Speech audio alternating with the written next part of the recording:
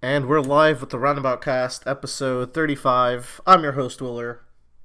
I am Bradley, a lady who lives in a house to the west of Varrock who has lost her cat. Help me. What? You guys, this is the part where Joe says who he is, and then Tyler says who he is. Joe! Oh my. Joe. I was about to say, we just had such a good start. Joe did interrupt me because he's fucking off somewhere. I've been grossed. I'm sorry. I'm Do your Tyler. intro. Oh, And, I'm Joe. I'm never getting off this farm. I'm Tyler. I'm eating a Rice Krispie treat plus 5 stamina. Nice. Well, there's our standard horrible intro. Thank y'all for joining us. Today we're going to be talking about some fun stuff. Yeah. Is that real? Yeah, that's real. Yeah, it's about as real as you can really get. Yeah, we're just gonna have some chats. We're also gonna do a little Q&A at the end because we actually got a question. Some TNA. After like a year of recording, we got like a proper "Hey, I want to hear about this" question. Proper. So Have we been doing this a year? almost. Yeah. Almost. Was it in Year. April or May? I think it was in April. Kind of fucked up. That's It was definitely like. Well, I think it was definitely after everything with Bitloft happened, and I distinctly remember being. no, it was before. It was Oh yeah, it was before. well before. So it was in March. Then Well, it's March right now. We might have passed the anniversary. We'll why check don't we just later. look online? While you do that, we got like 35, 36 episodes in 1 year. I think that's pretty good. Yeah. Next. Next year we're hitting 30. No. Why would you say this? More 35 is a vacation. good number. Okay. Joe, why don't you start Yeah. us off? You've been playing fighting games, which is a sentence I didn't think I'd say. Yeah. I've been playing Grand Blue Fantasy Versus, which is a very bizarre franchise to get turned into a fighting game because Yeah. it's based off a gacha game from Japan. That's not even in the United States. Oh, I didn't even know it was Which- based on something. Mm-hmm. Yeah. It's got so much, like, that game makes so much money that they probably fronted this whole project. Probably. And it also explains why some of the mechanics of that game are a little, how you say, simple. Yeah. Very 'Cause simple. they're trying to appeal to people who might have never played a fighting game before because they're coming from a gacha RPG on the phone. Yeah. It's a fantasy. It's by Arc System Works, which is the same people that do Blaze Blue, Cross Tag, and And Dragon Ball and Guilty and Gear. Fighter Z. Yeah. So like, it's a very pretty game. Thank God. It's very much just kind of like a really it has a lot of the classic like fighting game systems. Like, it's very Street Fighter esque. I Yeah, would say I'd compare it with Street Fighter because it's very. it was me and Willer had a bit of a shock because we've been playing Dragon Ball, which is very quick and very fast and very jumping all over the place. And you get the Grand Blue, and like everyone just moves at the pace of the snail, It's so you can't just have these. it's severe. Like, Street Fighter is a grounded game. It's about neutral and it's about footsies, which is just outspacing each other with your normals and controlling space. And that's in this game. But I feel like your movement speed is so slow. It's so slow. It's weird. And like I feel like sometimes it's a detriment, especially against some of the other like zoning characters, because I feel like the characters that can zone in this game are really powerful whenever I fight against them. I think I that's just might that's be a you crap. thing, Joe. Yeah, Yeah. but I've seen it online too, especially with Fairy. Yeah, Well, the that's cat her lady thing. with- Like, if she doesn't have that, she has nothing. It's true. But yeah, it's just so slow in comparison. But the big thing about this game is that like your specials, like every fighter in every game ever has like 3 or 4 special moves. They're all keyed to the R1 button and then direction on your D-pad. Yeah. So you got like Smash style specials, which is direction and button. Yeah, and what's also interesting is that your meter can only be used on your super or your ultimate. It can't be used on any of your other abilities. All of your other abilities are cooldown based. Now, the cooldown thing is kind of interesting. If you do the shortcut where you press a button and Mhm. the direction, you get longer cooldown than if you do the input. So I do the input for almost everything, and I Mhm. end up having less cooldown than when I'm beating on Joe with endless projectiles that he just kind of has to sit there and take. I'm getting better at trying to move around them. Thank you. Yeah, But yeah. That's a it's this not game good. has like a dodge mechanic, which is interesting. That's in a couple of fighting games, but hasn't been in any modern fighting games for a while. A dodge and like a roll. It also has a Smash block is it's in button. Smash. Yeah. Well, Smash is its own thing. I mean, in 2D fighters. True. But like the game, like one thing about the game is that every fighter feels very unique in how you play them. Like I, very few fighters kind of like go like cross that Venn diagram and what they do. Like Grant is like the most like kind of universal like basic Yeah. character. Everyone else seems to have a kind of fighting I'd style. say the Rapier girl too. I forget Yeah, her name. Catalina, Yeah, Catalina. who has insane reach. That girl. Like That girl is so good. it's punishing. Playing it. I- There's a cool mechanic. Yeah. Oh, sorry. I think you cut out for a second, so I didn't hear you. But I was gonna ask a question. What? It seems very like the character design seems very Soul Calibur ish a little bit. Yeah, it's a weapon-based 2D fighter, so it's got Man. that Soul Calibur feel where every character has like their weapon. I gravitated to the Spear Girl, who's apparently not very good. I did too, but she's not very good at anti-combat. Then I played the Rapier Girl, and I was like, oh my god. The difference in what the characters could like, the characters I think are too simple to where if a character has the sauce, they have the sauce, and the Yeah. ones that don't. That's true. At Like, least have you that's my tried early playing impression, but it's an impression from someone who plays a lot of fighting games and is well versed.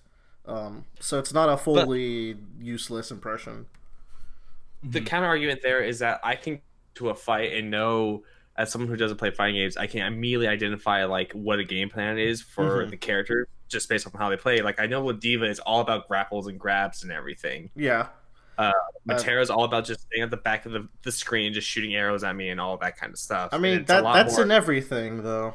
To be I know, fair, but like because they're so scaled in one direction or just so specialized in one direction, you can like after one or two games playing against them, you can go like, all right, I understand what this character is trying to do now. How do Yeah. I work around that? I feel like Lancelot is gotta be the best character right now, or maybe the Sword Girl. But I think it's more Catalina. I've been looking online and I've seen like Fairy and Catalina and Lancelot up there in terms of like who up there in the best.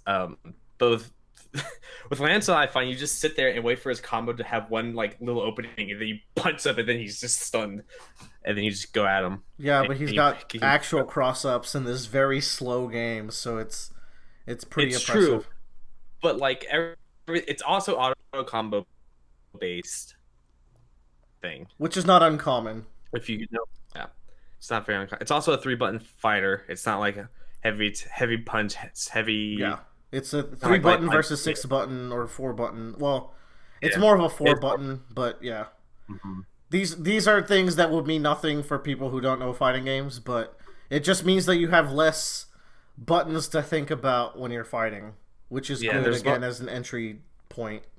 There's less variety of like where your buttons can do and ranges. I feel. So, Yeah, light, medium, heavy, and then like a unique action, yeah. and you go from And there. Yeah. I mean, So- I've been really enjoying it. What would you What- say? Like, how does this compare to other 2D fighting games? It's the For best me right now, I don't think I like it as much as anything else on the market right now. Damn. Something about the speed, something about the character, but there's a place for that though, and I need to play it more. But right now, like I shit on Dragon Ball a lot because it's very high speed, but I feel like that might be more fun because the characters can do more. The characters here feel like this is what they can do, and you need to execute on it. There's less creativity than even like a Street Fighter, where characters have defined roles, but you still got some creativity. I feel like the characters here do what they do. Again, I need more experience, and I need to play more higher level people.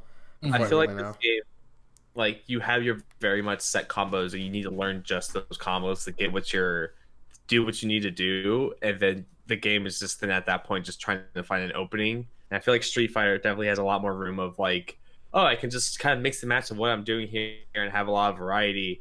Because basically, once you start a combo in a certain like pattern or buttons, you can't change the button pattern at all. Basically, it will stay a medium auto combo regardless of how far you go with it. Yeah, that might be the case. I need to experiment more. Yeah. I wanted to take this time, since I've been trying to talk about it for a long time, to talk about my favorite current 2D fighting game. That's not Smash. In the more traditional sense, I really like BlazBlue Cross Tag, which is a game where Arc System Works takes all of their 2D franchises, puts them all into one game, so you have these huge crossovers like Ruby versus Persona versus BlazBlue versus Under Night and other stuff in between. And it's a 2v2 fighter, which I think is the perfect amount for a team fighter. And they just do a lot of interesting things in that game. It's got a very interesting assist system. You can bring out your assists, and then each assist comes with 3 built-in assists, so it's not only like they don't come in and do one attack. They can do one of 3 attacks at any point in the match, and if you press a button, you can control both of your characters at once. So you get really fun things where you're controlling 2 characters at once and trying to open up the opponent. It's so fun. I don't want to get too deep into it so we don't go too long, but that is one that I would recommend if you want to get into anime fighters, as we would call them, which is the more hyper-speed, air-dashy kind of fighters, which Grand Blue is definitely not an anime fighter, despite having the anime aesthetic. Yeah. Is BlazBlue like a 3-button or 4-button game, or BlazBlue is like a 2-button game even. What? It's got like a light and a heavy, and then circle is used for things like universal overheads and certain switching mechanics. X is all about switching mechanics, and then you have your assists. Yet there's so much depth because of the assist system. Even though you have less moves on your normals, you can do so much more with how unique each character is. Oh, I love it. So I think that also makes it really simple to play, because it's got the auto combos.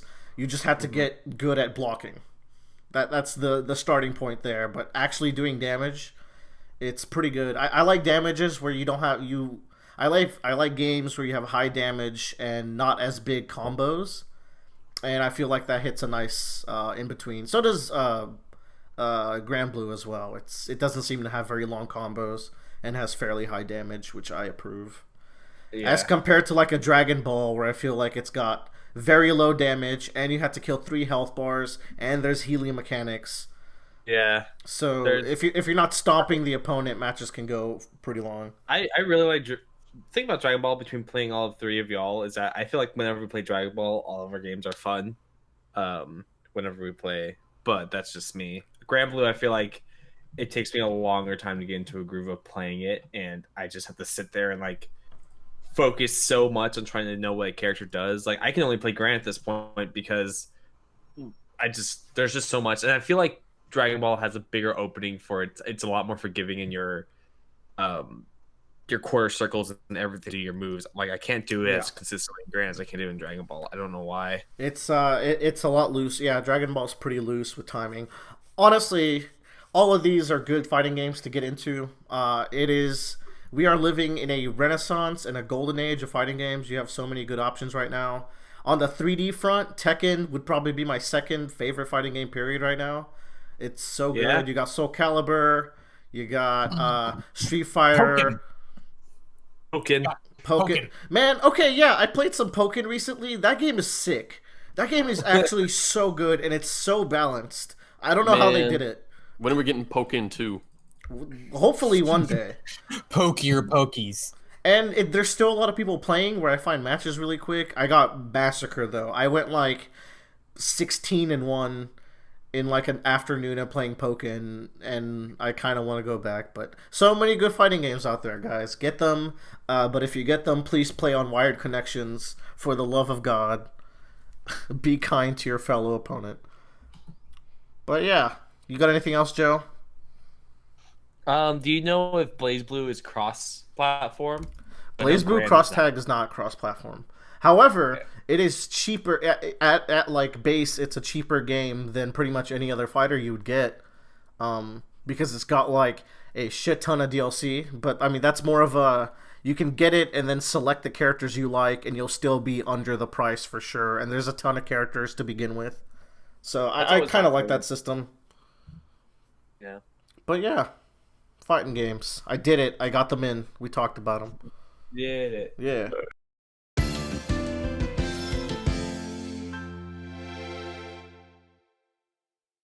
Well, bang bang shooting mode. That's right, Joe. We are talking about Bang Bang Shooting Mode because you, Right me, now? yes, right now, Tyler, I know what look that alive. We're doing it live? We're doing it live. Okay. We've been playing Warzone, which is the Call of Duty Battle Royale mode, Mm-hmm. and I think we've been. It's safe to say we've been having a lot of fun. It's free It's and free. it's cross-platform, and is free. literally they stop at no ends to get you to purchase the game. Oh yes, you are getting reminders to buy the Battle Pass and purchase the game pretty We had a frequently. moment of crisis last night where we're just like, should we buy this game? It's on sale. They're gonna sucker me into buying a Call of Duty game because we're having a lot of fun here. And honestly, though, you can stay free to play forever. Like you're gonna get less customization. That's all. But Yeah. This is the first Call of Duty I've played in 6 years. I played a little bit of Black Ops 4. I caved, Black Ops. but I took a stance a long time ago, and it was like, Call of Duty, I'm not enjoying it. I'm voicing my opinion with my wallet, and I haven't touched a Call of Duty in 6 years. hot damn. So it's been all right. I'll say it. I don't know. Nothing about it felt special to me in terms of a first-person shooter. And I guess in a sense, I would say it even feels almost clunky. This is coming from playing Apex and Titanfall 2, Right. Destiny 2. Because Tyler likes his space played shooters, like his I have played high a lot of mobility shooters. FPS, Yeah. and I would say this game is still the worst. Like in terms of a first-person shooting experience. Maybe. I've always I feel liked like the feel of guns and COD because it's arcadey, you know. Yeah, I feel like Destiny still has the best, like, I feel good when I shoot this gun and when I kill things moment. I did not like Apex Legends at all. Like, I just did not have fun playing that game, like, in any sort of stance. I didn't like how it looked. I didn't like how it felt. I didn't like how it played. I didn't have any good time playing that game at all. My stance with Battle Royales is that I've played a little bit of Call of Duty and a little bit of Fortnite, but we're talking like under 5 matches of each. Yeah. So this is not a genre I play. So maybe that colors why I'm having so much fun, because I think it really comes down to we're playing together and there's a lot of guns and the map is pretty good and it just leads to shenanigans. The shenanigans are very fun. Yeah. God, they're fun. Because they have these things called bounties. Yeah. Yeah, And, I guess that is the shake-up, right? That's the... Yeah, like we don't have to go like exclusively fight other people. Like when we all get together, we go and try and be like, all right, let's get this bounty and let's go hunt for treasure boxes. And then we kill people like As we're through doing. doing that. And that gives you like an objective. And I will say that's probably the best feature that I've experienced in a battle royale, is giving like a little bit of PvE to it. Mm-hmm. And then you kill people by association. And it's like, I missed that since like DayZ, where DayZ was to just survive and then you kill people by association. Yeah. Yeah, But, it's to explain the system a little bit. You can pick up like a mission, and it's either like, okay, we're gonna spawn 3 little spots you have to run to one by one, and if you do that, you continuously get money, and money can be spent on kill streaks and ammo refills and revives for your teammates, so it's really important. Or one of them can be like, okay, we're going to put a bounty on another team, so we're going to ping in the map a general area where they are, but if they survive the bounty, they get money. So it's a cool system where if you pick up these missions scattered around the world, you get more stuff to do. So it's less just like hide in a building and wait, and you can be proactive and rack up money. And I'd say that works out pretty well for us because I'm by no means good at first-person shooters. I barely play them. But we consistently get like top 15, so that's not bad. Yeah. We play terribly too, but we have mixed matches. Sometimes we have a thing called Metal Gear Pageant, and it's the most fun moments of the game where me and Joe are dead and we have no chance of coming back, but Tyler just fucking goes. Thanks for giving out my full name, y'all. Appreciate it. Oh yeah. Okay, well, note to self, Metal Gear Tyler. There we go. But I mean, some rounds we have where we'll get top 15, and like each of us will maybe have 2 or 3 kills, and then we have some rounds where like we get top 15 and we all have like 15 kills across all of us, and we're feeling it. Yeah, we're feeling. Oh, the Gulag. Yeah. Oh yeah. I wanted to bring that up. Best revival system. Explain it for the people at home. So once you die, you get sent to the Gulag. The first time. Yeah, the first time you die, you get sent to the Gulag. The Gulag is a tiny arena, maybe the size of Shipment, if you've played older Call of Duties, a little bit smaller, maybe. Yeah, and you and another guy are in this bathroom, essentially. Yeah. And you're given pistols and, like, really bad weapons, and they say, all right, 2 enter, 1 leaves. Yeah. So yeah, basically, like, when you die, you get put into this 1v1 me bro situation, but if you kill them, you get to revive. So it's really interesting. And you drop immediately, like, above where your team is, so you can, like, essentially come in and, like, join up with them. And I think that also relates back to why I think the those bounties are so good, because that lets you help keep your teammate after like the round has gone and like there's nothing left to scavenge, so you can like artificially make these things to help you like kind of catch back up a little bit, either through getting money and getting the loadout boxes. Yeah, that's an interesting thing to bring up. You can bring loadouts in this game. You put them in these boxes that you find around the map, and then you get to equip a loadout with Call of Duty perks. So I think that's a good way that they mixed those mechanics into a battle royale. I will say I was a big fan of like the hero aspect of Apex. Yeah, that seemed fun. I think I could have gotten into that. I like the UI in Apex a lot more and the overall gunplay, but I will say the moment to moment action is a lot better filled in Call of Duty Warzone. Like where we can find helicopters, we'll go find objectives. Like the loot phase is a lot more interesting. Yeah, they really sped up the loot phase in a good way. The map is really detailed. Yeah, it's a good map. Much more detailed than any other FPS that I've played to date. Like this map has crazy amounts of detail. Like I'm going through it, and there are points where like my brain will shut off, and I'm just enjoying the environment. I'm like, oh wow, this is great. The house, the interior layouts are great. And they all have kind of like nooks and crannies, because in this Call of Duty you can mount on walls and surfaces and like crack doors open to peek through them. And it's amazing how they've really capitalized on having such a big exterior like environment, but also are able to still keep like the interiors. Like we were having this showdown where Tyler had like a heartbeat sensor, and we were in these rooms with like these glass doors. Yeah. And it was like a weird street. Like, I don't know, it just became a really memorable spot that if we drove back there, it'd be like, oh, hey, this is where we did that thing. I feel, and like, the other thing too is like, just the way that everything's set up, it feels like we're just 3 dudes kind of running through this like actual war zone, because you hear the gunfire and like it looks like the whole place is torn up and everything. It feels much more grounded and real. So like there's kind of this weird immersion I get whenever we're like in the helicopter and we fly over the streets and we just see everyone running around. I'm like, wow, that looks like a shit fest down there. Good thing we're up here. And then we get shot and have to...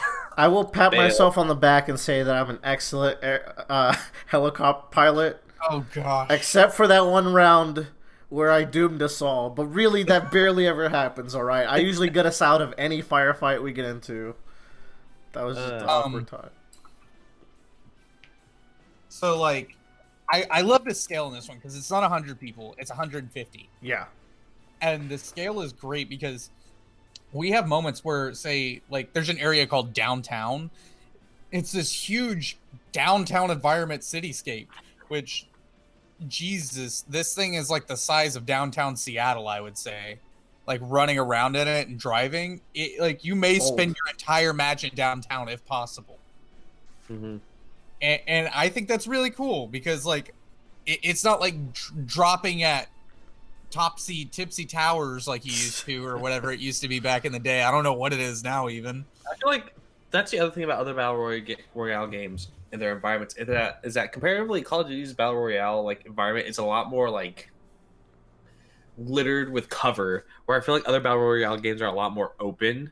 Like that's big true. Field, yeah, it's more. It feels really urban when we're fighting in this. Yeah, like there are still like kind of areas outside the map that are a lot less like that. But there seems to be always a plethora of cover to sneak around and flank. Whereas in like Fortnite, it's like just hills and everything, and like if you get if someone sees you, like it's gonna be easy to track you down. Well, Fortnite has the unique thing where it's like it's got the building. That's the Fortnite thing, you know. That's true. You build a bridge out of the situation.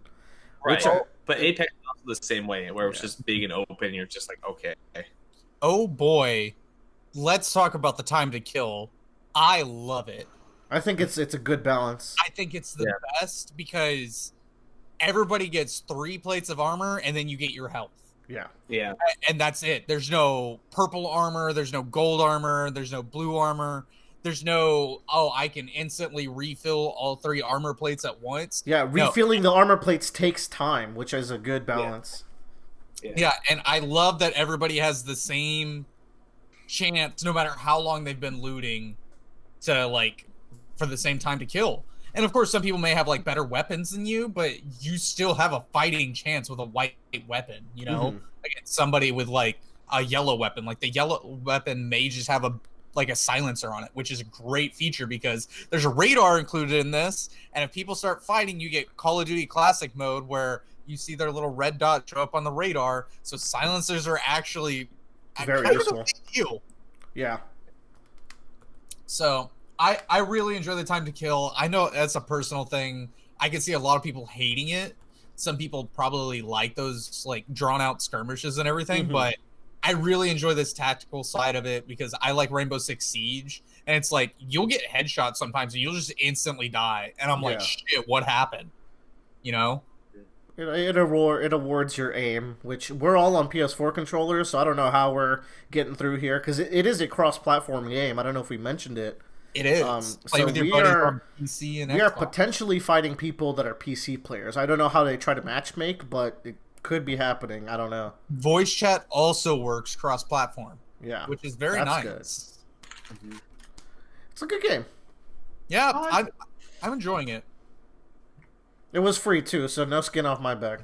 Yeah, if you and 2 other buddies need something to play during the quarantine, you know, just pick up Warzone and have some shenanigans. I don't know when this episode is going up, but it is very much deep in the quarantine. Actually, still pretty early in the quarantine right now.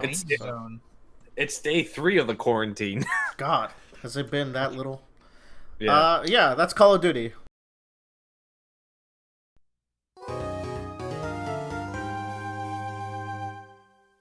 I don't know what the Bradley special is. We're having the Bradley special right now. Yeah, what I are don't your know thoughts? what that is. That's an omelet. No, I was just like, what has Bradley been doing lately? And I was like, oh, he's been watching Video Game High School. Do you have any new insights? How you feeling? Is it worse? Is it better? We talked about this before. Yeah, we did. I'm just like, what does he feel now? Just a quick. And I still really like it, and I kind of appreciate it more every time I watch it. Because, like I said in our Discord chat, the very first season of the show is just very expected YouTube series. I don't know, they're very short, like 5 to 8 minute episodes, and it's just like, oh, we're at a high school and we play video games. But by the time you get to season 3, these are like hour-long episodes, like you might see on Netflix, and they're dealing with really complex social issues, and it just really astounds me. And I don't know, sometimes I feel like I just kind of get more out of like a certain character than I did in a previous watch through if I wasn't necessarily paying attention to them. Mm-hmm. I love shows like that. What usually gets me is the main character Ted and his relationship with his father, which I think we talked the most about last time we watched it. But it's still hitting. It still hits, and usually the main character's not my favorite character in that show, but it's really fun to watch him develop over the course of the show, because a lot of the first season is motivated by him having a crush on like the hottest girl at the school, and then a lot of the second season is relationship troubles with the hottest girl at the school. Yeah. And a lot of the third season is he realizes that she's going to have to leave him because she is going to be a professional like game player. You can say gamer. Yeah, she is going to leave to be a pro gamer, and he knows this is going to happen at some point, even if she hasn't realized it yet.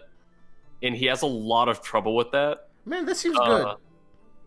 And I don't know. It's just really cool because by the time you get to the final episode, they are all good. They're together. They're in their relationship. And then, like, the coach of her dream team walks up and he's like, "Hey, I want you to come be a starter on my team. We're leaving tonight if you want to do it." And she immediately says yes, and as an afterthought looks to him. And then at any other point in the series, he probably would have thrown a fit. But at that moment, like, there's about 3 seconds where it looks like he's going to cry. And I think this actor did great. There's like 3 seconds where he looks like he's going to cry. And then he hugs her and he's like, "I am so proud of you." Aww. And he lets her go. This all it all happens within about 20 seconds. He learns he's never going to see her again and lets her go all within about 20 seconds. And I was just really proud of our boy. I'm glad I brought this up again because, see, that's a scene that stuck out to you more this time, and we never got to talk about it. Yeah, like, I don't even think we talked about it last time. I was just focused on Ted because he's the best character. So, yeah, I don't know. I guess this was a really short Bradley special, but yeah. We can expand it. Like, what have y'all been doing in the quarantine? Just quickies. Yeah, that was my quarantine there you go. stuff. In my 3 days of quarantine, I painted a scenery piece for my army in Warhammer. I've been sending y'all like updated pictures and everything about every day. I'm really excited about it because like every army in Age of Sigmar now, you get like a special terrain piece that's themed to your army and that you can bring in for free, and so it's something you will always have. So I finally got done, so it means I'll always have something painted on the table, and I've been meaning to get it done. So I was just happy I got that done. Hey. As for me, I've been still working, so it's not I've been working from home, so it's not like a full quarantine here. Bradley's also been still working actually as well. I have not. But working from home has been a challenge because I need to readjust to it. So I need to do a little more work after we're done with this podcast here. Actually, I wanted to get more done. But in my free time, I've been playing a lot of Pokemon Sword and Shield and Kingdom Hearts 3. Kingdom Hearts 3 is the usual. I'm doing more trophy stuff for Remind. Can't get enough of the changes that they've made to that game. That's a good game that I grow to love more and more as I play. And, man, Pokemon VGC, like the competitive mode, is hot right now. I am super into it. The meta is the most interesting I've ever seen it. I mean, this is the first time I've really got into it, but I've kept up with previous years. Things are really interesting. Dynamax was a great mechanic that they added. Each couple of months, they release more Gigantamax Pokemon that are available to use in competitive. So recently, we've gotten, for example, Lapras Gmax. We can use her now. And what her move does is that when you use her specific Gmax attack, It gives you both light screen and reflect, which Oh my god. in one go. Bonkers, actually. Yeah, and you get like at least 5 turns of it, 8 if you're using light clay, the item. So that is 5 to 8 turns of half damage, both physical and special To everything on your side. To everything on your side. So it's 2v2, so that goes a long way. Now, it's not quite half, because when it's 2v2, it becomes like a 40 to 30%, but whatever. The point is, Lapras is out there, she's hot. Just all these great things, so I've been enjoying... So hot. Oh, whoa. Oh, whoa. Save that for Gardevoir, my friend. That's what I've been up to. I think Tyler had to take a call, so we're gonna end Quarantine Quickie right now. The Quarantine Quickie. It's done.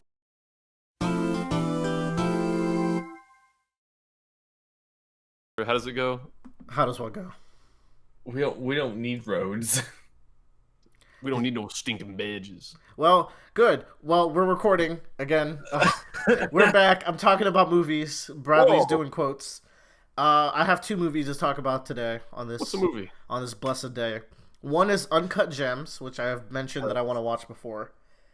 This is a movie with Adam Sandler, and he's playing a pretty serious role.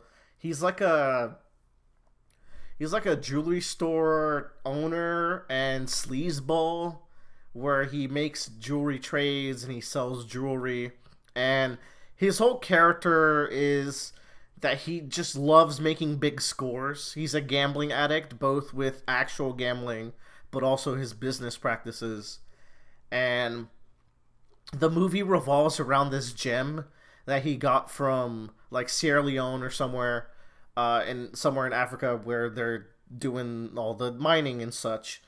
And he's trading this gem to basketball player Kevin Garnett, who is played by Kevin Garnett. Okay. And he's actually really good in this movie, and actually really important in this movie. Like, he has many scenes, he's central to the plot. And so Adam Sandler's character is trying to make all these switches and trades to get this gem, and find a way to get a lot of money so he can pay off loan sharks that have been hogging him. He also has a wife who he's divorcing, and then a very attractive girlfriend who has a very large butt. Wow. It's prominently featured in the film. It should get its own credits. I'm gonna see what we're working with here. Also, as a character, she's great. She's very loyal to Howie, who is the main character. She's a very good take on the side girl, because that's kind of what she is, but she's like a very refreshing take on that trope.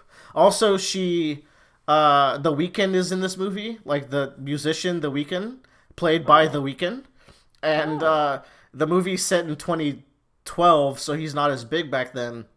So he's kind of playing the kind of artist that he was back then, and it's more of a cameo, but he does try to hit on Howie's girlfriend, and it doesn't go well for him, and that's about it on his end.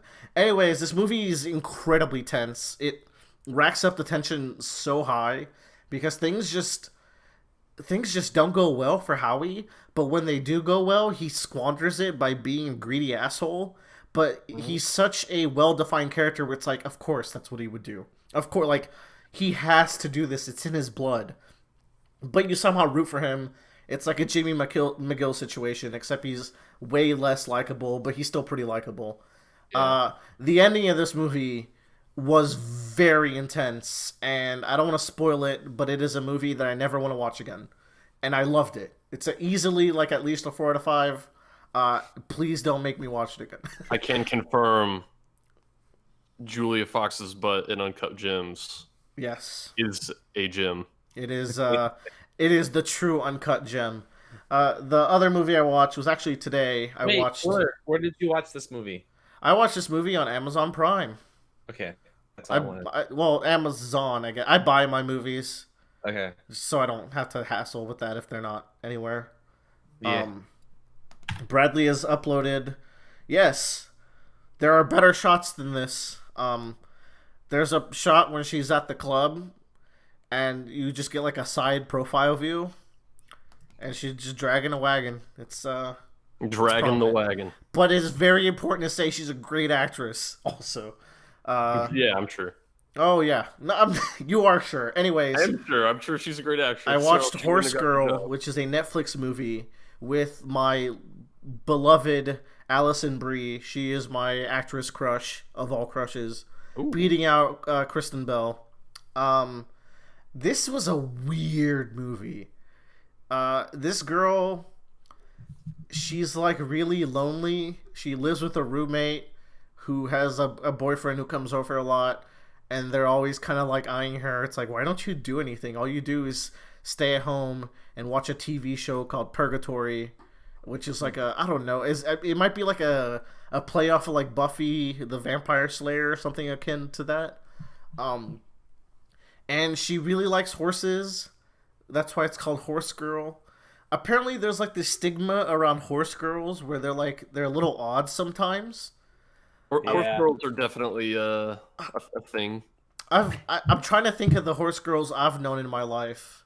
Where I grew up, we had some fucking horse girls. I bet Bradley had like the more severe like of the tropes. I think severe is the correct word. I don't want to put down anyone who enjoys horses, but you should like horses because horses are good. Horses are cool, but I believe I have met girls that like I don't know what it is like. I'm not gonna say. Bradley probably knows more than me. Anyways, Alison Brie, super into horses.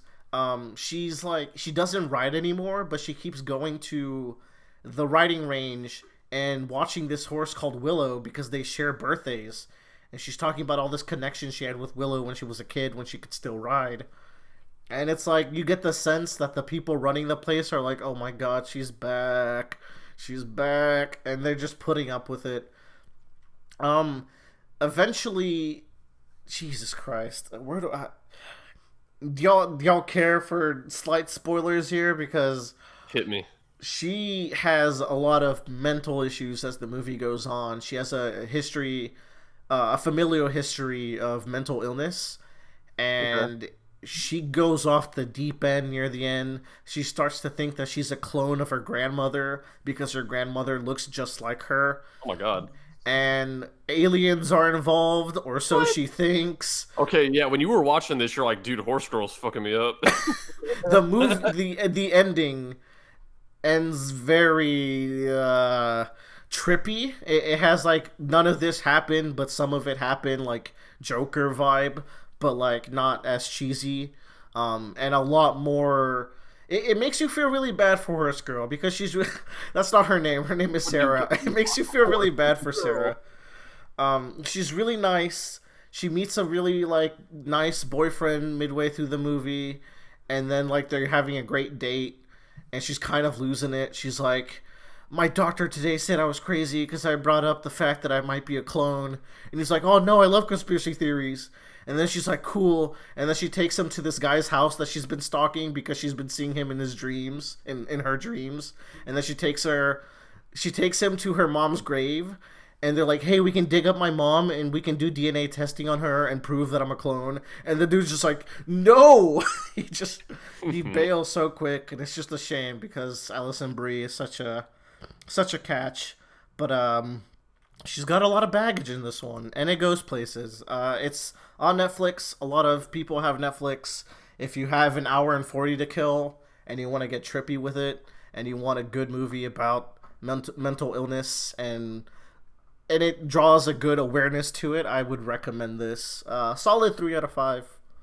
And that's my movies. All right.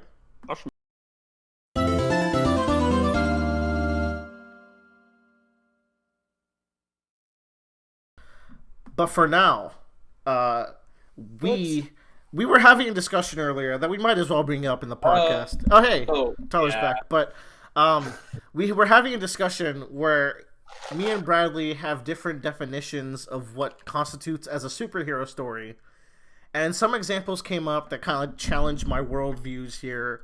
And then some examples came up where I was like, no, that's definitely not a superhero story. Yeah. And then my problem is I don't have a definition for it, and I do. That's part of why I was asking you guys. And I thought it'd be worth to bring up as a quickie, just because a lot of the people who listen to our podcast also listen to Worm. There's a good cross section there. And So I kind of liked the elements Willer brought up, even if I don't necessarily agree with all of them. I think he had pretty valiant points for all of them. Where, you said there are kind of like four, and like they're not necessarily hard rules, but they're like four kind of key elements that you would find in any classical superhero character or story. Yeah, to me, the superhero genre has these variables, and this kind of brought up, like, it was sprung up because we saw, like, what are they called? The New Warriors, Marvel's new superheroes, and which are, I said I don't know if they're boomer shit or if they're zoomer shit or somewhere in a weird in between, but they are some odd picks for Marvel's hot new lineup. Anyways, I came up where I was like, oh man, I don't really like superhero fiction bad, with two exceptions, which I've talked about on this channel. And I was just like, what counts as a superhero? Because Bradley was bringing up, like, do you think JoJo counts? And then this becomes a whole conversation that can be had. Because like some JoJo parts, like obviously like parts 1 and 2, obviously no, it's like a kind of fantasy adventure. Yeah. But then I'm like, I think one of the things I was talking about is like the Passion gang from part 5, and then superpowered mafias you might find in other media. Such as Worm and Accord, for example. He has got the only real difference that I found initially was one group actually calls themselves supervillains and the other one doesn't. Willer brought up, and I think this is the key difference, is that the gang members in part 5 of JoJo's, whenever they go home, they're still the same person. They don't have an identity. Yeah. Whereas like other superpowered mafias would have an identity. This goes into the 4 variables we were talking about. Where I was the 4 variables. I was gonna say it's the identity aspect. That is a huge trope in superhero stories. The setting, if there's superhero teams like a Justice League or a League of Evil or some sort of equivalent, I think that's pretty common in those stories. What were the other 2? There was the type of powers, where I feel like superhero stories usually draw from these generic powers that you see all the time, like durability and lasers and flying and teleportation, like powers that are about fighting. Yeah, not like Rohan's ability or anything. Yeah. And I think the 4th element was a defining goal, something that it's kind of tied with the identity. It's what they put that mantle on for to achieve. Yeah. It's like, do you go out and fight the villains every night, or are you fighting the villains as part of a journey? Because I think that's where it's less superhero at that point. Anyways, it basically, like, the more check boxes that a story hits within those 4, the more likely I'd be to call it a superhero story. So, and it's like, because the big question I had here is like, what line makes a character a superhero / supervillain, and what line makes like a story a supervillain superhero story? And because like I feel like a lot of different people could have similar but still different answers to this, and I was like, like if we have those 4 elements, like how many do you need, or how prominent do they have to be? And like, would people even agree with those 4 elements? That's why it's worthy to bring this up. Like, yeah. And Joe brought up the movie Chronicle, which I fucking love, by the way. I own it. It's a good movie. And when like you think about it, because I've talked about that movie with people before, and they're like, "Oh, that's that kind of like weird superhero movie." But when you think about it, if we look at those 4 elements, it only maybe has one. Yeah. Because in the setting, these 3 kids are the only people with powers. Mm-hmm. Number 2, they don't really have that defining identity. They are just themselves, but now they can move stuff. Yeah. They don't have a particular goal. They just kind of mess around and do the same shit they would normally do. And they stop a villain at the end, but like, are we calling him a super villain or just a bad guy with powers? Yeah, so it's strange how, I don't know, a lot of people register this as a superhero movie. The creator, I believe Max Landis made that movie. The creator he calls it a superhero story, but this might be a thing where it's like I don't necessarily agree with the creator there. I feel like it could be the beginnings of a superhero story. Like this could go places where it's like it then becomes like the no, because the guy dies at the end, so there's no one else. Like Spoiler. oh right, Oh, Chronicle's very good. You don't know what guy dies. Yeah. Yeah, there's a lot of guys in the movie. Um, So, like, it's Three. kind of interesting. We kind of wanted to talk about this to get, like, maybe some opinions from yeah, viewers definitely. over how you would define this genre. Because, to be clear, whenever I was talking about, like, the gang stars and JoJo's Part 5, I don't want to say, I'm not trying to say, oh, I view them as supervillains. I just want to know, like, how do we know they're different? Like, where do we draw that line? I want to see what people think. The thing about superheroes is like it's such a weird thing where I almost, to me, you have to go in saying it's a superhero movie or a superhero story in order to kind of be that, because like you look at Chronicle, and if you walked into Chronicle and wasn't told it was a superhero story, it would have just been about three kids that get weird powers and kind of do things. But with the exception, unless like everything power based they've ever experienced is Marvel, for example, then I could see you making that confusion because like that's the only point you have to draw from. But I agree with you. Yeah, it's like, to me it's a weird kind of stigma that you have to like put on yourself or anybody, because like you think about JoJo's exception and identity part, it's kind of the same concept of like they have a power, they fight against people, and they try to do something good. No, but here's where I draw that line. In JoJo, the goal is very unsuperhero. It is, we're going to find, it's like a mystery. We're going to find a serial killer. We're going to escape from prison and get revenge on the priest. We're going to finish her race, and we're going to assassinate a man in Egypt. And then fights happen along the way. But it's not like they're not putting on a mantle every night to go fight crime. They're stopping crime as a result. I think also what doesn't help is that the Marvel take on superheroes has changed, because the idea of identity being separate from the actual like hero character has kind of been dissolved. It's still DC. That's still big in DC. It's still big in DC, but Marvel's definitely what Marvel still has is this whole like us versus them, where it's like there's the people with the powers and society at large knows, like it has the setting part checked out, right? Where there's all these organizations, there's Shield, there's the Defenders, there's Thanos' peeps, and then there's the normal people who look up to them as gods who are dictating their lives. Not every story with superpowers has that. Like let's take Bleach. I wouldn't consider Bleach a superhero story because it's this whole thing happening far beyond our realm of understanding as humans because they're all dead. But wouldn't you say that, I guess he wouldn't have like a different identity, but he does go out and do things at night and takes care of things at night.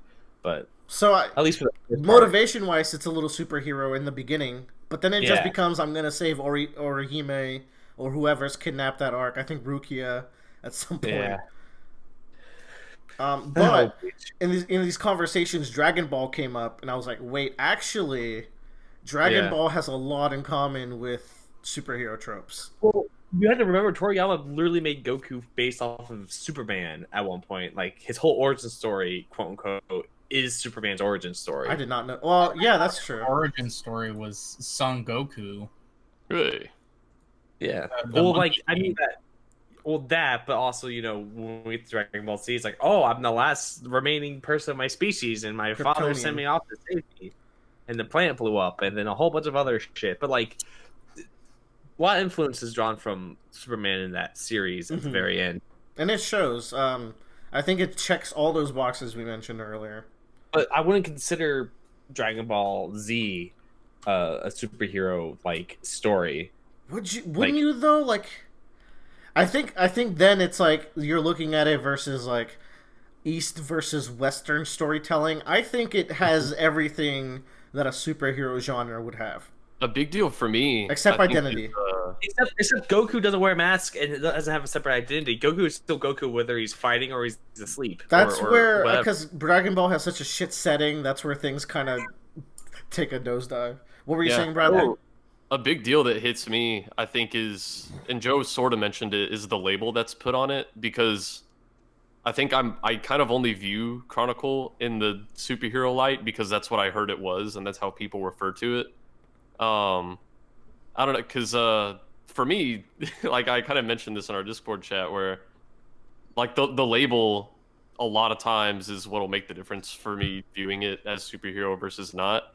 Like obviously, I'm gonna go back to the gang members of Passion. I don't view them as supervillains, but if at the beginning of part 5 Bruno said, "Oh, we're a mafia of supervillains," I would have been like, "Okay, sure, yeah, you're supervillains." Like if he called himself that, I would believe it. Yeah, but I mean, not necessarily, because I don't see Chronicles is said to be a superhero story by the creator. I'm like, it doesn't have much of that. It's like an origin story of someone with power. A big part of it definitely is I think you've hit all the nails on the head for me, Willer, is like the idea of the concept of having a separate persona that is this person. It's the idea of separating like the god from the man. You know, who's Iron Man versus who's Tony Stark, who's Spider-Man versus Peter Parker.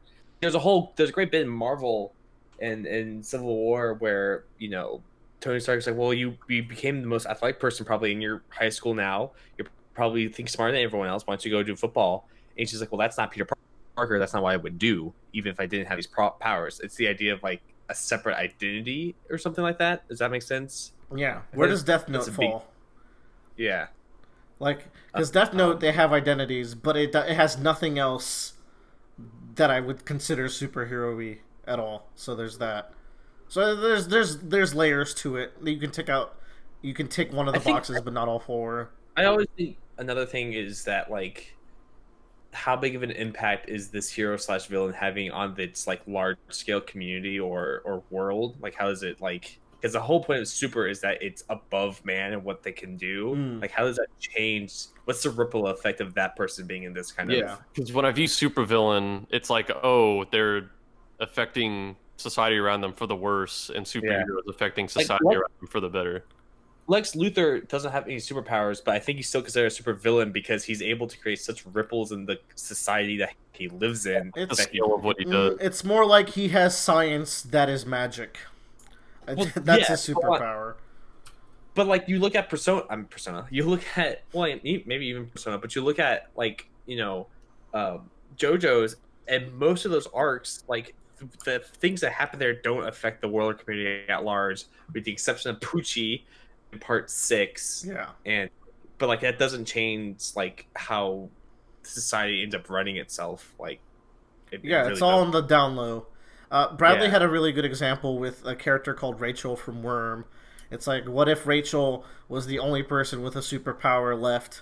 What would you consider that kind of story? And like, in that setting, if she was the only person who had a power, she only takes on a name because other people gave her a name first, and she only wears a mask because you're supposed to wear a mask. When people see her, they obviously already know who she is. But you removed that setting, but you kept the power, so it's interesting. If it was just her in that setting and no other powered people, I might view it a little bit more like Chronicle, where it's just like, oh, this is just a person who has an ability. It's very much more of an outcast kind of story at that point. Yeah, like an outcast story. Like a witch, or like a witch. I need to see The Witch. I really want to see that movie, even though I know it would be her fighting like dog rings and stuff. Like, she wouldn't be fighting anything super. Like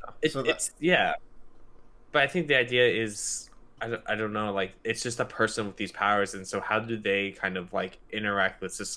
Like, would you consider Joker like a super villain movie, quote unquote? Oh yeah, when you think about it, in Joker, like, you only view, like, someone might only view it that way because it's called Joker. It's called Joker, but when you think about it, it really is just a guy kind of going crazy. Yeah, Joker. I mean, but very deliberately, Joker is a film where they slapped on comic book on top of it to kind of get it to a wider appeal kind of idea, you know?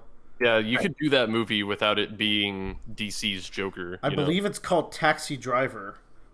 Yeah, you're right. It is called Taxi Driver. But yeah, that's Hero Talk. Please, if you listen to this, in the comments below, what are your thoughts on genre definition? Genre definitions in general can be tricky, but I feel like the superhero genre is so big in our culture where, like, surely there are lines that can be drawn somewhere. And also, so you can make superheroes like a sub genre of itself, or Yeah. vice versa.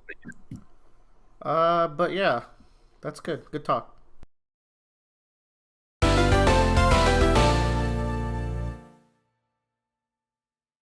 So we got a Q&A from God, I never remember how to say his name. Shakakus? I'm sure that is 100% how it's pronounced. Shakakus asks, we mentioned, I forgot in what. In what talk? Oh, it was in the Hentai Asmodeus mistake talk. Somehow it came up that we have all worked in the video game industry at some point. And Shikakus wanted to know more about that. And we've been begging for people to send in these kinds of questions where it's just like, hey, talk about this random thing, or like, do you have any advice, or tell us a bit about your experience with blank. So I think it would behoove us to at least talk about this as someone finally pulled the trigger. Where do we start? Because we've all worked in the industry at some capacity. We're not professional industry people. I'd say that we're all. I mean, I get paid to do it. I would say Willer and Bradley at this point have more professional experience than Tyler and I. We have like 5 or 6 years, but I have 2. yeah. I have about 3.5, 4. Well, we could start at the start. This is a 3-part story. It has the Live Lab arc, it has the Bitloft arc, and then it has the Post arc. I would say we don't work. None of we're probably the more realistic side of people who want to work in game dev. Depending on your position, yeah, definitely. We don't do anything glamorous. We've never worked at like big companies. People are like, "Oh, would I know anything you've worked on?" And it's like, absolutely not, probably. Yeah, not yet. You might know. Well, Bradley has a very cool release game, but we'll talk about it. We'll start at the start. The way this all started is we went to, and let's be careful with what we reveal here. We went to a university that had a video game research lab. That'd probably be the best way to put it, where you got paid to make educational games. Mm-hmm. Not full educational games. They were essentially like vertical slices or proof of concepts for other companies to purchase and take the idea from. Well, basically, we had a parent company that could take our work, our prototypes, and then actually make it into a commercial product. Yeah. The idea being is that we would be partner company, quote unquote. Yeah. Here's a subject that people are struggling in, or a subject that we kind of want to streamline. How would you streamline this? We would develop a game about it and then present it, and then the company would pick it up and make it into a fully fledged game. So that's basically. I started working at that company as a junior in college as a computer programmer. So as a software engineer. I'm a computer science major, so that's my background there. I think I started 3 or 4 months later. Mm-hmm. As a designer, I studied architecture, and up until that point, I had been doing game design in a meantime, as a hobby through one of our affiliated clubs that we had on campus. And that was an IGDA organization, which is International Game Developers Association, and it was a university chapter of it. So I had been going through them and building up the club's reputation, and making sure that actual games were being built instead of people just showing up and talking about games, because that was definitely an issue that was existent prior. Yeah, and that's actually where I met Bradley as well. Yeah, that's where I met everyone here. It's worth noting that our work here is where we met everyone. Oh, sorry. No, our work in this company that we're talking about is where we all met each other, pretty much. Except for Tyler and Bradley. What are your resumes here? Where did y'all get started here? Well, I started in the same locale as these 3 did. Except I was the oddball, because I was basically called up to do it as a favor as the then producer, as can you help me out for over the summer? And I ended up staying there for a year. Fuck. Yeah. and I was just like, oh, I kind of enjoy this. I don't anymore, but hey, that's whatever. We'll get there. This is a journey. Yeah. This is a journey. Bradley? Yeah. So, kind of on a whim, I ended up visiting the game dev club, the same organization Tyler talked about, and I was doing computer science, but I didn't know what I wanted to do with it, and so on a whim, I visited that club, and they're like, "Hey, in like a month, there's a game jam coming up." And I was like, oh, I think I might want to do that. So I just teamed up with like the closest people to me. And I don't know, in 48 hours, we made a game with a bunch of other teams. Willer would have been at that game jam, which was actually where I met Willer for the first time. Oh, yeah. Oh, my God. He fought in the fucking Smash Bros. Tournament, and he beat me. I was Ness. It was Ness versus Lucas. And Bradley was really upbeat, and then I beat him. And then a few months later, I heard about the Live Lab. I applied. I walked into the interview, and Willer's like, "How's the tush?" It's true. Yeah, fun fact, I interviewed Bradley along with our programming lead. Bradley is a programmer, worth noting. Oh, yeah, I do that. Oh, yeah.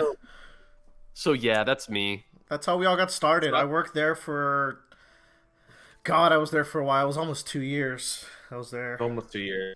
You were like the oldest person there, in terms of like lineage of being there. It was interesting. So like I was the last one to show up in this lab, and so going through this, I had to basically like convince everybody that I could tell them what to do and like figure my way out, because I had zero background on how to make video games before I started this job. I watched some extra credit videos. As you do. It. Yeah, as I do. And that was about it. And I came into this, I'm like, I don't even know what a project manager does or what they do, but I guess I'll figure that out. And I somehow, over the course of the summer break, was able to scrap together a vertical slice that I think did pretty well what we were given. But I distinctly remember thinking, all right, I have to win we had another project manager, and she had trouble talking to the engineers because of one guy named Willer. What an asshole that guy. And I distinctly remember thinking, it's like, if I want to talk to the engineers and get them to like sit down and like plan things out with me, I have to, because y'all's lead was pretty upbeat and could talk to anybody forever. So talking to that person was not hard. But you were the kind of the rock because you were there the longest and you knew the most. So it's just like, how do I get to talk about how do I open up to Willer? And Willer had a Phoenix Wright panel on his computer, and I was like, this is my one go-to. I have to push as hard as I can. And then it turns out that we both liked a lot of the same things. Joe fucking weaseled his way into my heart with my Phoenix Wright weakness. I mean, it worked. I mean, friendship is genuine and all, but I really had to like convince you, like, I'm not an asshole. No, Joe, I always liked you, and you guys overblew how scary I was to talk to, because we all the thing with working there is, I feel like more so for me and Bradley, we were pretty much friends with everyone, you know, like we were very open. Also, Bradley and Willer sat right next to each other. That's another reason. That's where I fell in love with Bradley. It's true. And the rest is history. And one day I told him about a little game called Mother 3, and he told me about a little book called Worm. Mother 3 is fucking good, y'all, by the way. And which the we rest talked about on the podcast, because like we need to make sure that talk is perfect. That is a high tier talk. When Tyler finishes it, we'll talk about it. But yeah, like, what was it like working there? You know, it was messy because everyone was a student. That's kind of a caveat to working there. I was only a student there for about a semester, because then I graduated that winter semester, and then I stayed over during the spring. Yeah. It was fun. It was very fun. But like the biggest thing was, I came in there and everyone's like, I'm just gonna do this. I would walk up to people and basically slap them across the head. It's like, you need to work on the thing I told you to work on, and then walk away. Speaking of, Joe and I met because we were forced to work on a project together. It's true. That's another story. Tyler has some incredible backstory that I don't want to get into, but basically the entire deck was stacked against them. Like, man, Tyler's an asshole. I'm like, wow. We had this guy, but I guess I'll try to work with him. And Wait, the deck was stacked against me. Tyler was the actual intimidating one to talk to, not me. Yeah, for everyone else, I got to the point where I just wasn't taking this shit anymore. I had a nice reputation at the lab because, like, as we were all students, you know, like people have to work so many hours per week, but you know, people's work life, student life get busy and all that stuff. So I would always come in after hours. Like, I would start my work shift at like 8:30, 9 p.m. some nights and not leave until 1 or 2. And people were like, does he even work here? And like, I only had to check in with my lead at that time. And so like, I would come in during lunch and I'd talk with him and I'd meet with him and I'd go to my meetings. And then I wouldn't come in for my shift until late at night. And like, some people were like, does he even work here? Like, who is that guy? Now that I think about it, that's how I really met you, because that was a semester where I was working very late too. And Tyler would come in and he'd strike up conversations with me. And it wasn't long before he was like my go-to designer, where I was like, if I had a design question, I knew I could link up with Tyler. This guy gets it. He knows everything. Yeah. One thing about Tyler is that Tyler will actually write down what he's trying to do compared to everyone else in that lab. Jesus Christ.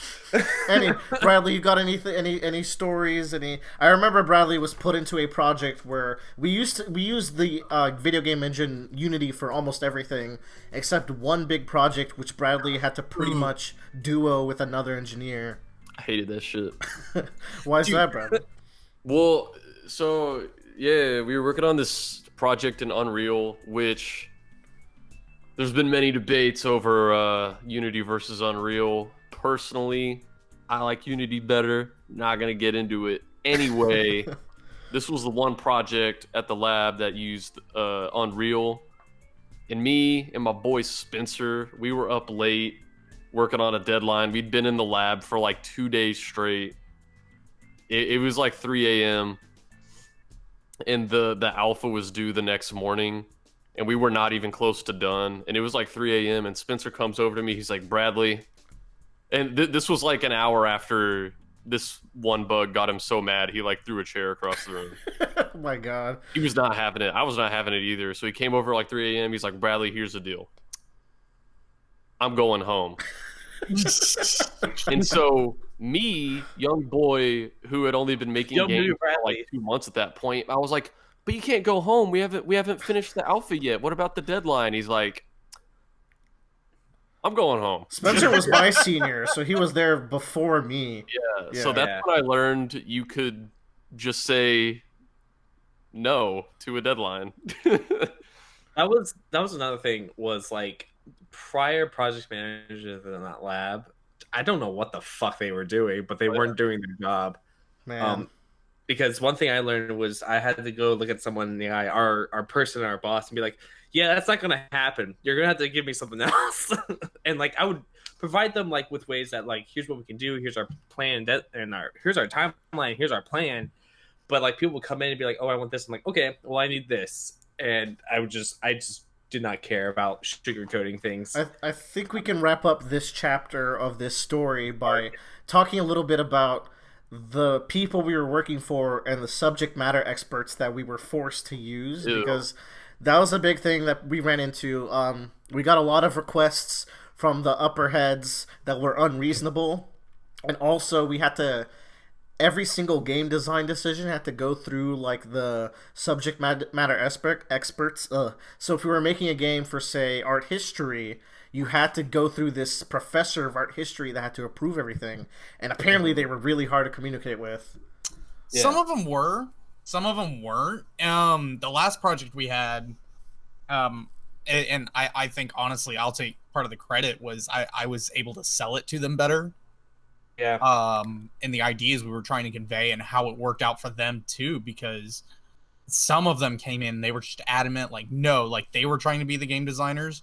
But the last two SMEs we had to work with were great, in my opinion. I remember them. You really liked them, yeah. I did, yeah. I also loved our instructional designer. We had a PhD student. Wenting. Yeah, Wenting was the best, and she knew how to like go through research and like kind of like set things aside, and like there were points when we were kind of coming up with the original concept of the game, and like by the way, our lab was the worst. I think we had 6 months for a vertical slice, and sometimes you may get 6 months for like pre-design concept phase. And so we don't really get to test a lot of our ideas. We just like kind of had to say, shoot, and here's our best one.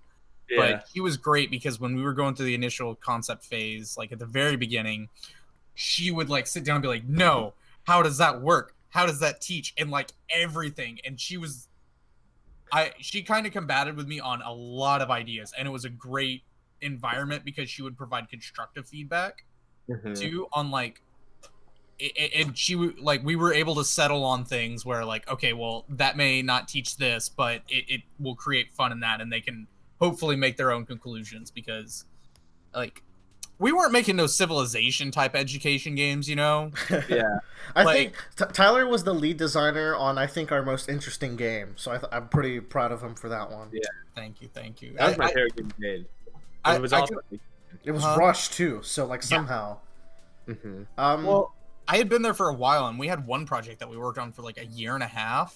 Jeez. And it went through so much ideation and iteration. It was just like, I kind of obtained this passion for not dealing with indecisive design choices. And it really irritated me when I was working with other designers that were indecisive about things. I'm like, no, you say we're going to do this, we're going to test it, and it better be a damn good idea, and you better have conclusive reasons on why it's fun. That was the big thing about the first project that we came on to, was that people were like, well, I don't know if this will work. I'm like, then do it and figure out if it does. If it doesn't, we don't do it. That's good for chapter 1, because that experience took us into what I think was the most interesting chapter of this story, where we became criminals. I have no qualms about using names here, where we worked for the company called Bitloft. And I think it's safe to not have qualms here, because I don't think that place exists anymore the same way. The second part of them, I think, just actually liquidated as well. I think Player One Esports just dissolved. Oh, wow. Well, so the way that worked is I graduated, and there's a hard cap on how long you can work at the live lab at that lab before you are forced to leave as a grad, because you have to be either a graduate student or an undergrad student, which doesn't exist anymore. Cool, great. Well, we were forced out the door, and it was very stressful because finding jobs in the game industry is tough, which is a big part of chapter 3 of this story. But I was having the rough time back then, and thankfully the place we were working at before had certain connections with certain people who started working in certain companies in Indiana, who then hired me on remote. I very quickly recommended Bradley because I knew he was graduating soon. And that whole job hunting thing was horrible, and as he does, he crushed whatever interviews they gave him. So me and Bradley were there pretty early, working remotely on educational games again. Can't ever escape this educational hellhole when you get in there. So that's a thing.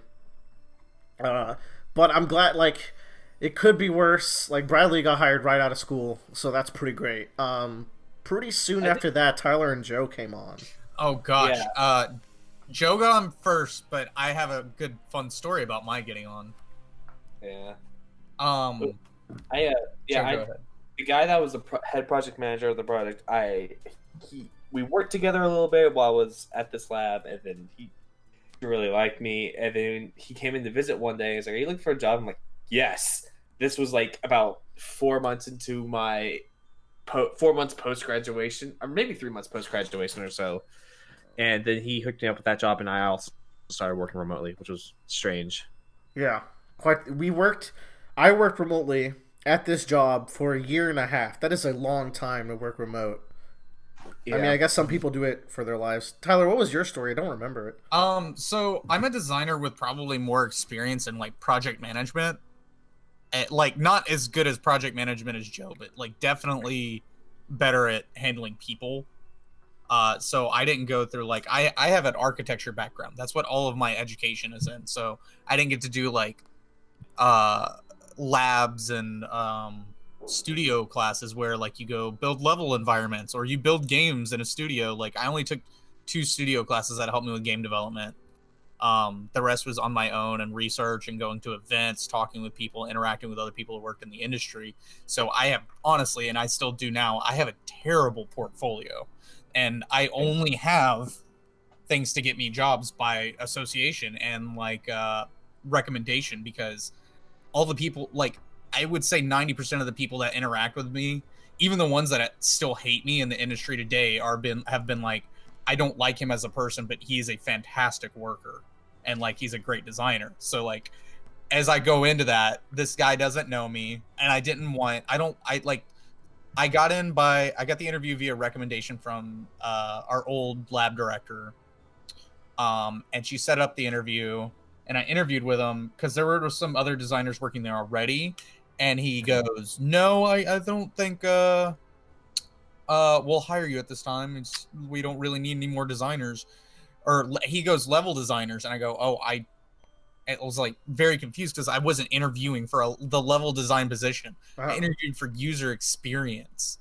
So our lead designer interviewed me straight up for the wrong thing from the get-go. Jeez. And I got rejected. And then the PM was like, wait, what? You interviewed him for the wrong thing? Like, what are you talking about? And it's like, no. And then they just brought me on anyway.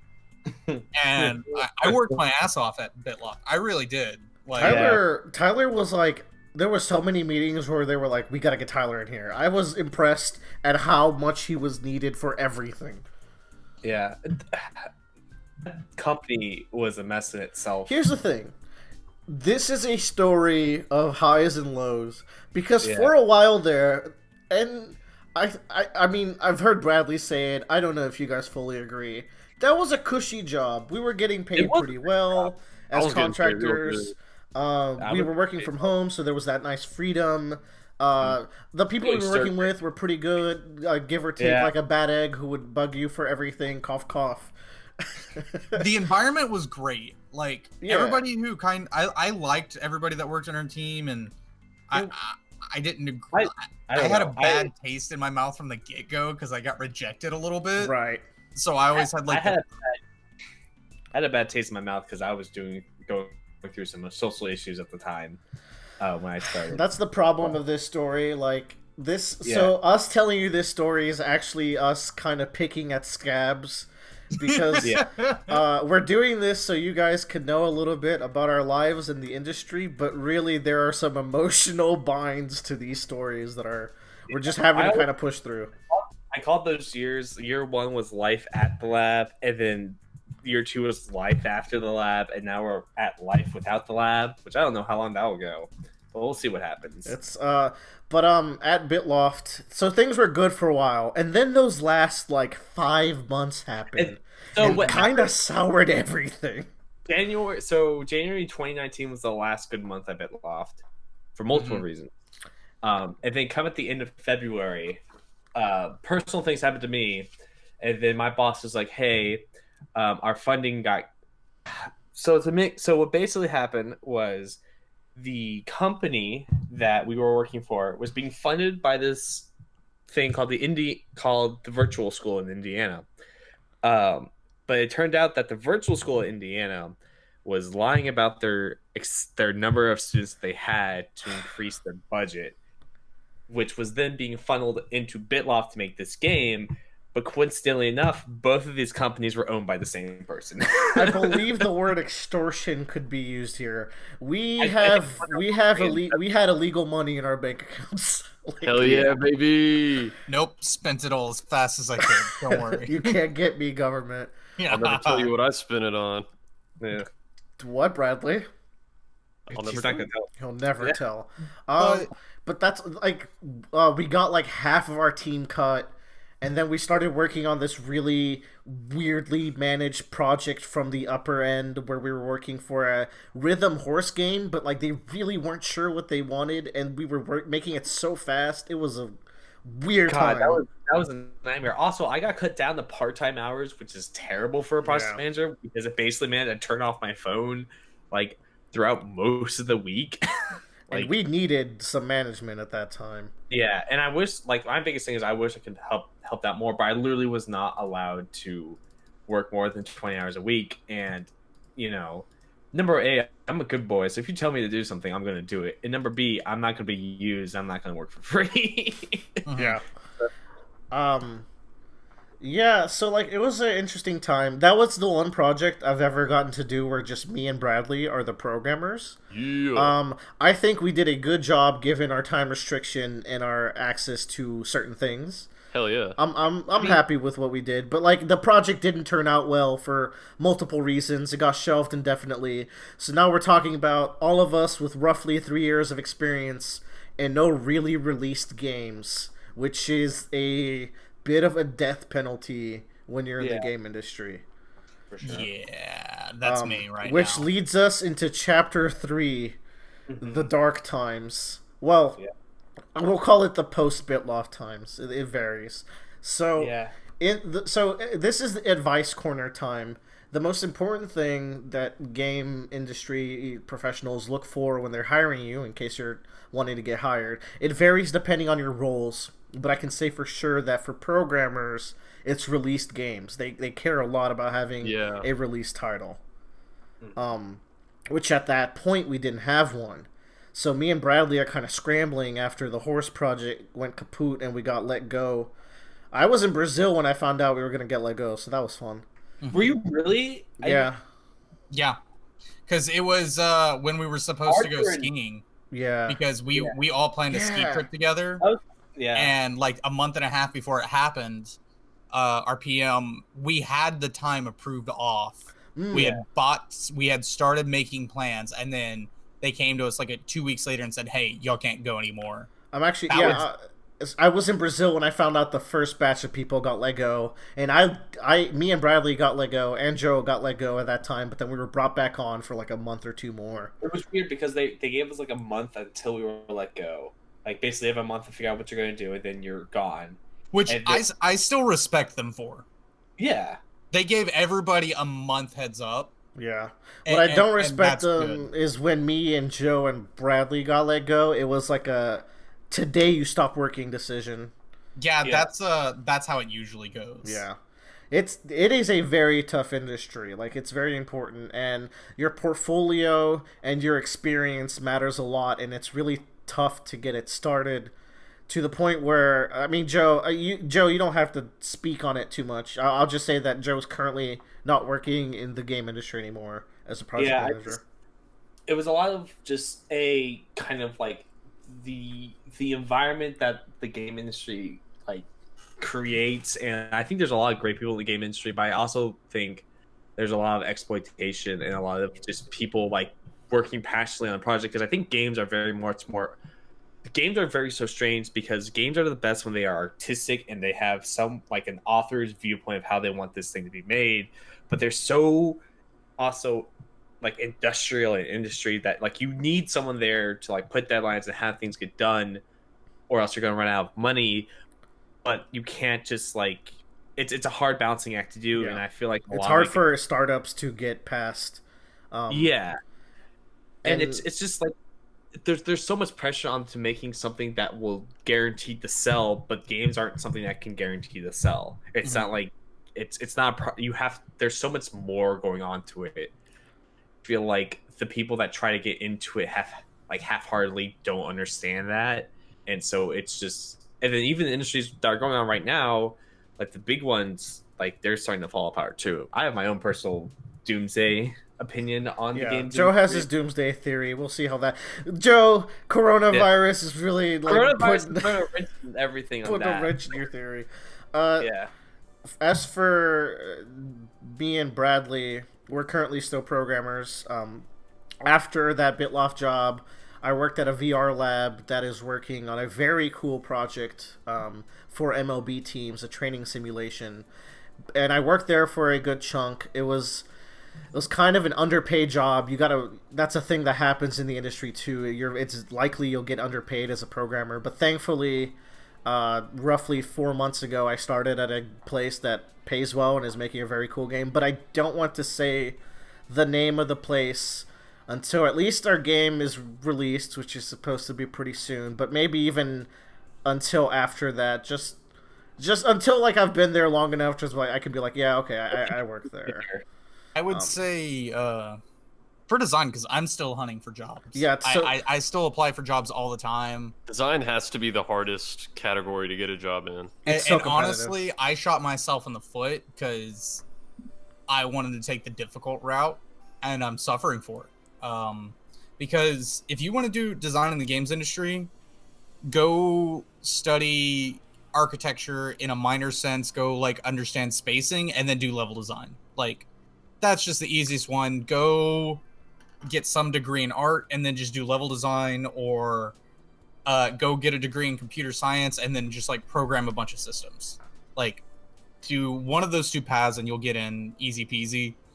I think probably the computer science minor and then like an artistic major is my favorite degree to get in design.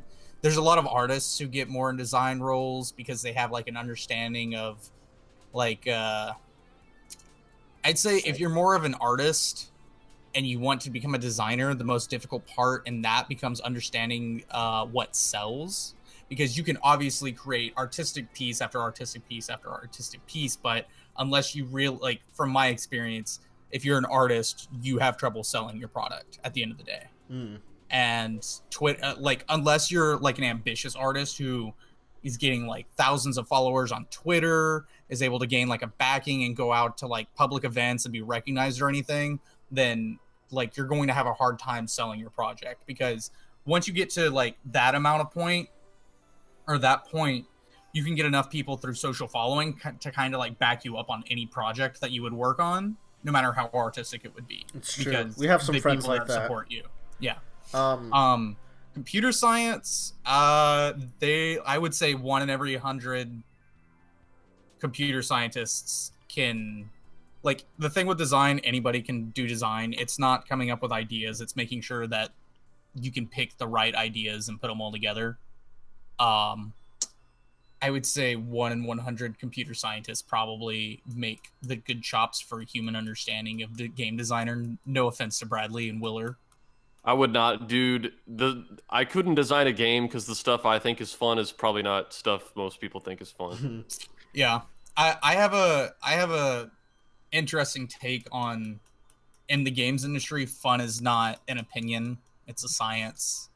And as game designers, we are trying to craft what is technically a fun experience, what induces dopamine into the human brain, you know, and what is like.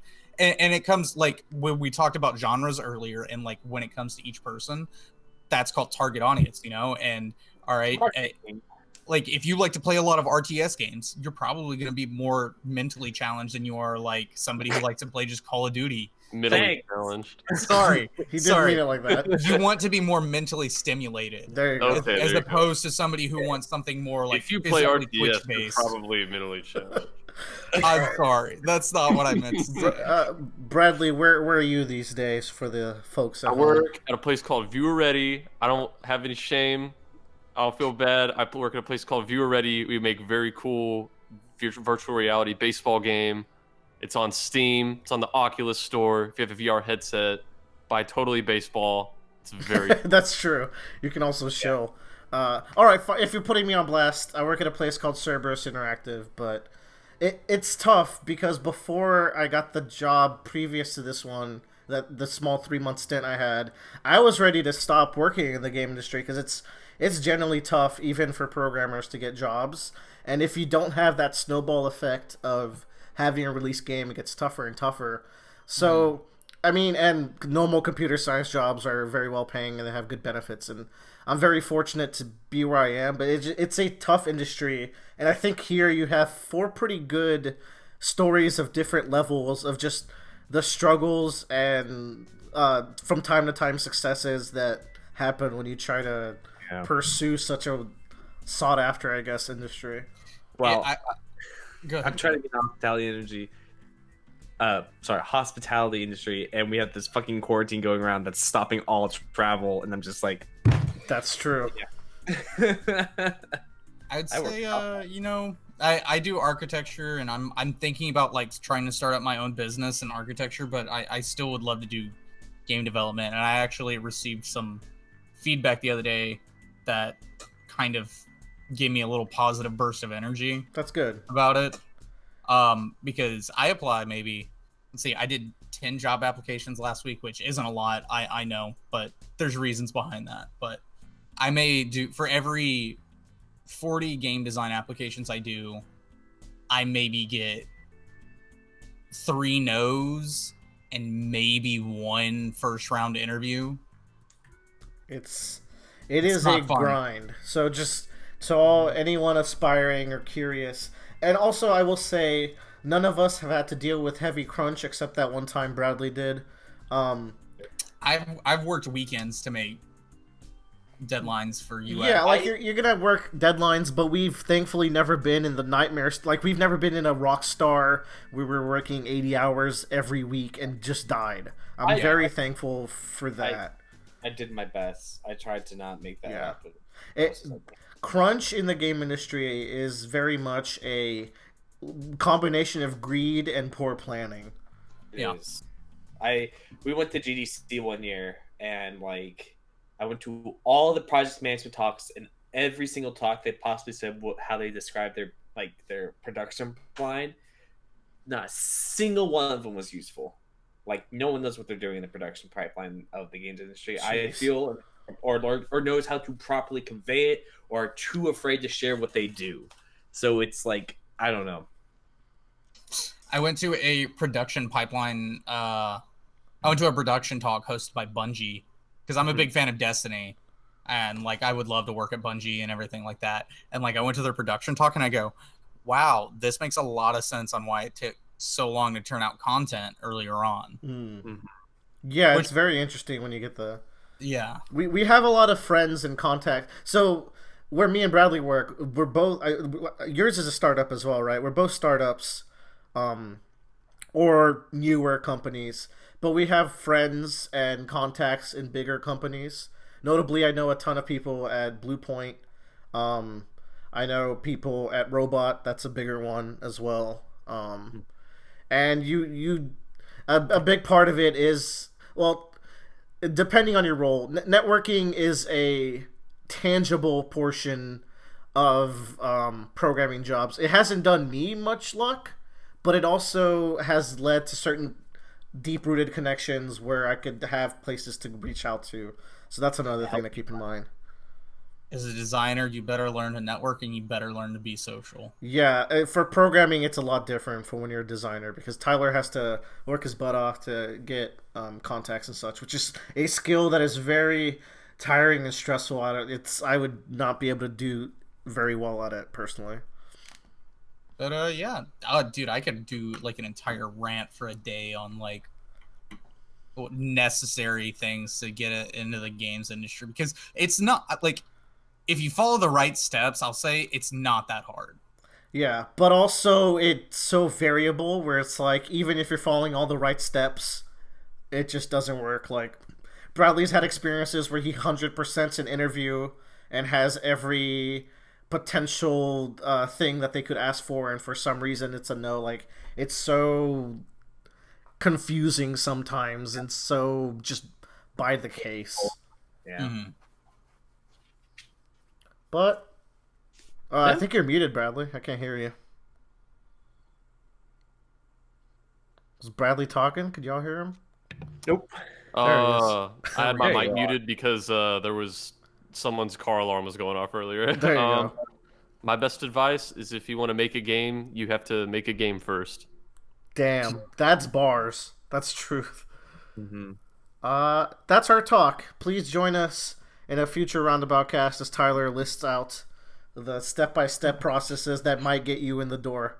You'll just get an entire rant of my life story and misery right now. Yeah, tune in 1 month where Tyler gives us his official Honey Pop listings. Woo! Oh yeah. God bless. And I'd leave out on a note where game dev is something you can always do as a hobby as well. Plenty of people have succeeded at it. So just do what you like. Have fun in life. Hopefully it works out for you all. Send us your energies for future endeavors. And be safe out in this quarantine zone. Goodbye, everyone. Bye, everyone. Goodbye.